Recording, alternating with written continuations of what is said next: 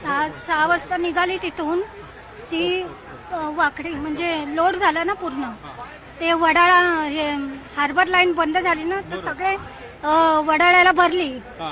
गाडी तर फुल झाली लोड पूर्ण झाला तिथे कोण क्षमतेपेक्षा जास्त प्रवासी हो हो आणि तिथे कंट्रोल करायला कोण नव्हते ना सिक्युरिटी नाही कोण नाही सगळे भरत गेले त्याच्यामुळे ते लोड झाला आणि म्हणजे क्रॉस बाजूला झुकली का टर्न वळणावरती पुढे पण जाईना मागे पण जाईना